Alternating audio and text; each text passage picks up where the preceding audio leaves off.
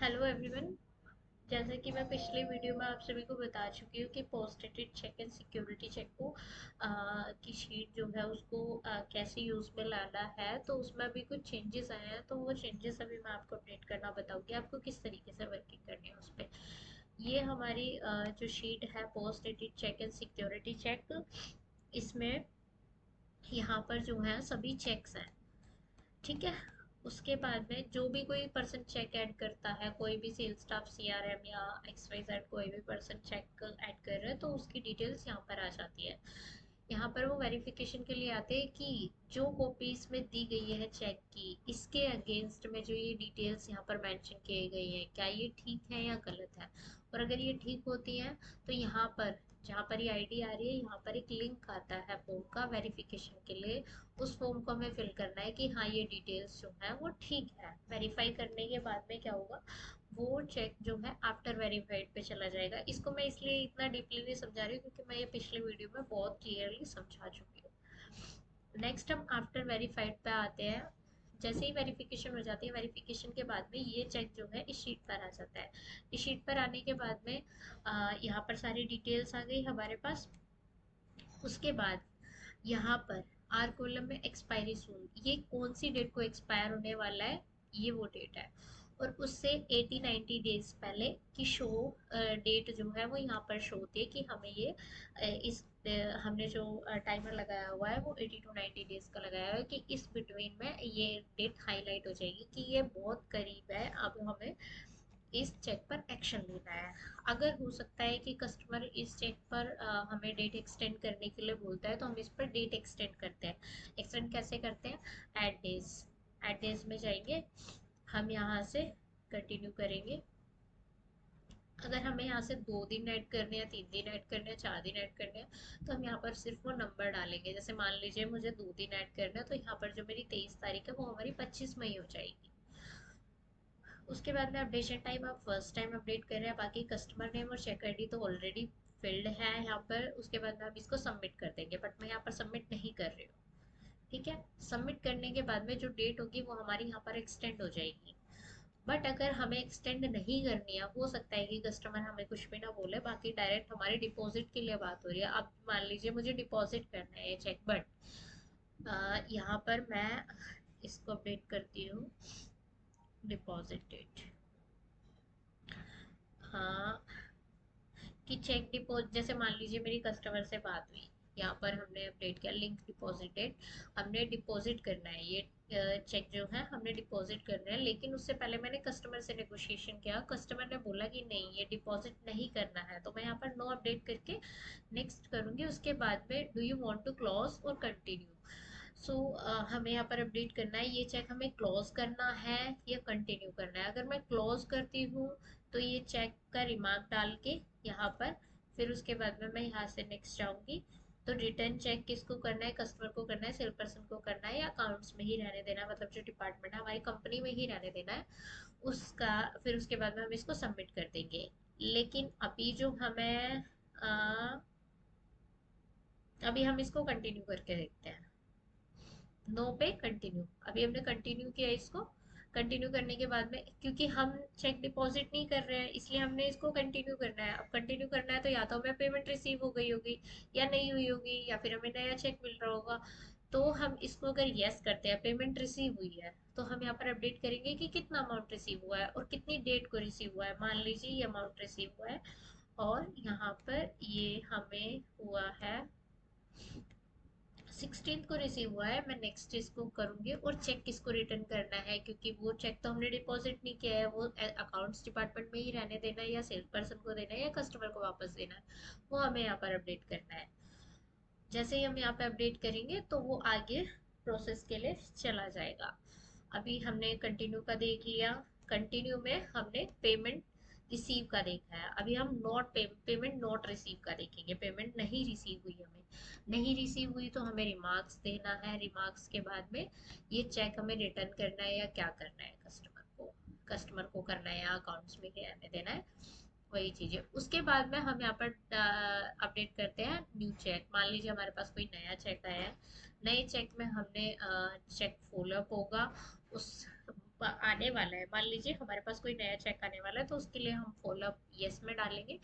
Yes अगर हम करते हैं तो ये जो प्रीवियस चेक है ये किसके पास जाएगा, ये हमें यहाँ पर अपडेट करना है।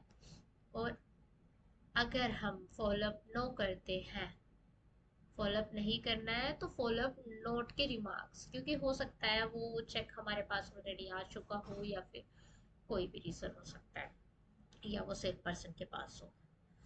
और फिर उसके बाद में हम इसको सबमिट कर देंगे। ये हमने अपडेट किया था अभी नो के रिमार्क्स, हमने पेमेंट रिसीव का बता दिया है। उसके बाद में हम यहाँ पर करते हैं चेक डिपॉजिट। मान लीजिए हम चेक डिपॉजिट कर रहे हैं, चेक डिपॉजिट कर रहे हैं तो हम इसको नेक्स्ट करेंगे, डिपॉजिट डेट डालेंगे, यहाँ पर हम इसको सबमिट कर देंगे। ठीक है, सबमिट करने के बाद में यहाँ पर हमारे पास डिटेल्स अपडेट हो जाएगी कि चेक डिपॉजिट हुआ या नहीं हुआ, चेक डिपॉजिट डेट है या रिमार्क्स जो भी हमने अपडेट किए थे, जैसे party told that don't deposit cheques, इस तरीके से हमें अपडेट मिलेंगे। उसके बाद मान लीजिए हमने चेक डिपॉजिट किया था 6/5 को, ठीक है, उसके बाद में चेक स्टेटस क्या है, चेक क्लियर हुआ नहीं हुआ, अब हमें वो भी अपडेट करना है। चेक स्टेटस हो सकता है वो चेक क्लियर नहीं हुआ, चेक रिजेक्ट हुआ है, तो हमें ये चीज़ क्लियर करनी है। अब चेक क्लियर करते हैं या रिजेक्ट करते हैं, फिर उसके बाद हम इसको सबमिट कर देंगे, तो हमारे पास स्टेटस आ जाएगा कि चेक का स्टेटस क्या है एक्चुअल में। उसके बाद हम आते हैं, और ये डिपॉजिट चेक्स, ये जस्ट शीट इसलिए बनाई गई है ताकि आप लोगों को ये मतलब नॉलेज में रहे कि कौन से चेक जो है वो हमारे डिपॉजिट होने हैं। ये जस्ट फिल्टर आउट करके आपको एक डाटा दिया गया है। और अब मैं बात करती हूँ चेक्स फ्रॉम स्टाफ। अब जो चेक यहाँ पर फिल हुए थे, यहाँ पर फिल हुए थे और वो सेल पर्सन के पास है, जो ये नाम लिखे हुए हैं, इट मीन्स कि ये सेल पर्सन के पास है। लेकिन अगर ये एसपीपीएल अकाउंट्स में, इसका मतलब कि ये कंपनी में है, हमारी ऑर्गेनाइजेशन में है। अगर वहां पर किसी भी सेल पर्सन का नाम है तो वो चेक्स जो है वो इस वाली शीट में शो होंगे, इसमें हमें फॉलो अप लेना है। What to do with this cheques, तो हमें क्या करना होगा, हमें वो चेक अपने पास रिसीव करने हैं। अभी हम इसको अपडेट करते हैं, is this cheques to be in office, yes. क्या ये चेक हमारे पास होना चाहिए, मतलब ये जिसके पास भी है, जिस भी सेल पर्सन के पास है, क्या ये हमारे पास आना चाहिए। अगर आना चाहिए तो हमें यस करना है, और अगर नहीं आना चाहिए, हमें नहीं नीड है इसकी, तो हम यहाँ पर रिमार्क्स डालकर इसको अपडेट कर देंगे। ठीक है, उसके बाद में send cheque to Delhi office. अगर यस होगा तो फिर हम ये जो भी पर्सन होगा वो सेल पर्सन होगा, वो जो है वो चेक कुरियर के थ्रू फिजिकली या फिर मतलब उस चेक को हैंड ओवर करेगा कंपनी में, यहाँ से फिर वो अपडेट होगा। ठीक है, ये स्टेप अपडेट होगा। फिर उसके बाद में सीआरएम अपडेट करेंगे कि उनको वो चेक रिसीव हुआ या नहीं हुआ, प्रॉपर तरीके से वो फॉलो अप लेंगी। उसके बाद में receive update location verify cheque, यहाँ पर हम चेक करेंगे कि वो हमें चेक रिसीव हो गया, जिस सेल्स पर्सन को कंपनी में देना था वो चेक रिसीव हुआ या नहीं हुआ।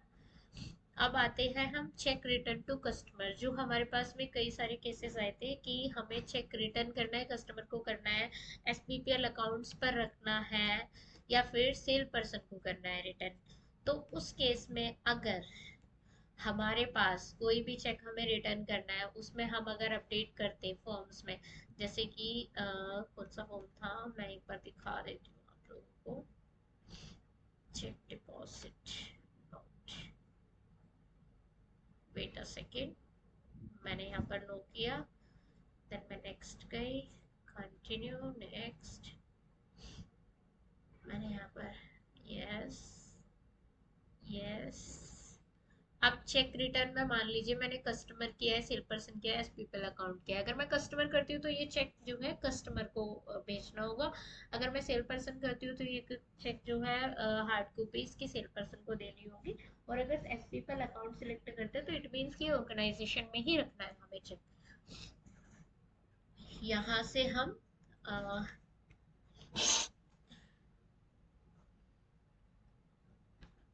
Without approval, without management approval कोई भी चेक जो है किसी भी पर्सन को नहीं भेजेंगे, चाहे वो सेल पर्सन हो, चाहे वो अकाउंट का कोई पर सॉरी चाहे वो सेल का कोई पर्सन हो, चाहे वो कस्टमर हो, और अगर हमारे पास है तो वो हम अपने पास रखेंगे। जब तक उनका अप्रूवल नहीं होगा तब तक ये पेंडिंग रहेगा, हम किसी के पास नहीं भेजेंगे।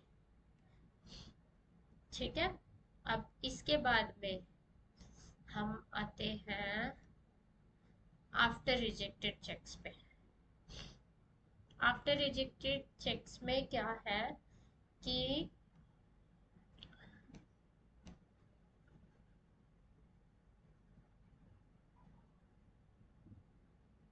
मान लीजिए चेक रिजेक्ट हो गया, जो मैंने स्टेटस बताया था, चेक चेक क्लियर हुआ या नहीं हुआ, चेक रिजेक्ट हो गया। चेक रिजेक्शन के बाद में वो आफ्टर रिजेक्टेड वाली शीट पर पहुंच जाएगा, आफ्टर रिजेक्टेड चेक प्रोसेस, और वो यहाँ पर आपको शो होगा। उसके बाद हमें यहाँ पर rejected update rejected cheque date, हमें उसकी जो रिजेक्शन वाली डेट है ना वो अपडेट करनी होगी, कि यहाँ पर हम डेट अपडेट करेंगे और रीजन क्या है उस चेक का, और उस चेक की मेमो यहाँ पर हम अटैचमेंट डालेंगे और इसको सबमिट कर देंगे। इसके सबमिशन के बाद हमारे पास यहाँ पर डेट आ जाएगी, उसका रीजन आ जाएगा, उसके मेमो आ जाएगी। ठीक है। उसके बाद आ, आने के बाद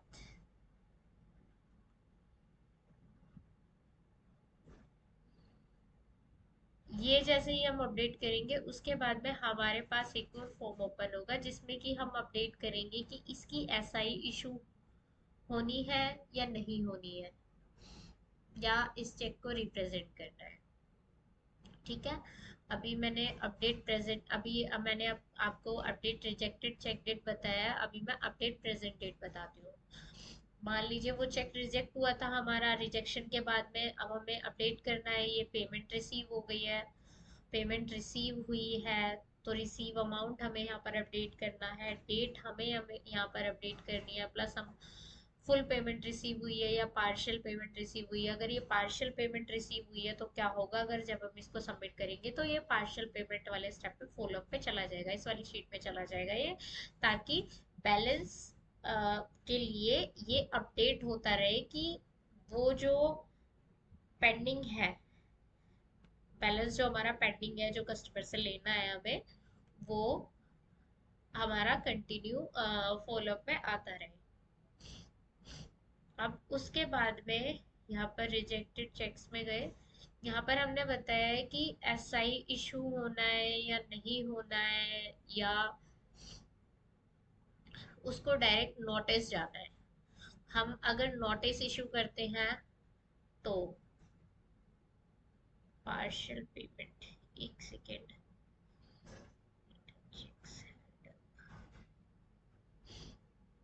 full partial payment, update represented, partial payment, partial payment. Hmm जैसे हमने यहाँ से स्टेटस अपडेट किया कि इसको नोटिस इशू होना है, इस चेक आईडी को नोटिस इशू होना है, तो नोटिस इशू के बाद में ये डेटा जो है यहाँ पर आ जाएगा। यहाँ पर आने के बाद में ये स्टेप 5 पर कि अप्रूवल आएगा, कि मैनेजमेंट अप्रूवल देंगे कि इस कस्टमर को नोटिस जाना चाहिए या नहीं जाना चाहिए। अगर उन्होंने अप्रूवल दे दिया, फिफ्थ स्टेप की बात कर रही हूँ मैं यहाँ पर, वो अप्रूवल देंगे। अगर उन्होंने अप्रूवल दे दिया तो नोटिस इशू होगा, जो कि अकाउंट सेट कराएंगे एडवोकेट से बात करके, और फिर उसके बाद में नोटिस इशू हुआ या नोटिस सेंड हुआ कस्टमर को या नहीं हुआ, वो यहाँ पर अपडेट करेंगे कि ये स्टेप डन हुआ या नहीं हुआ। प्लस अगर एसआई इशू हुआ है तो उसका एसआई का नंबर आएगा, अगर नहीं इशू हुआ है तो रिप्रेजेंट डेट क्या होगी उसकी चेक की। और यहाँ से अगर उन्होंने डाला कि पार्शियल पेमेंट रिसीव है,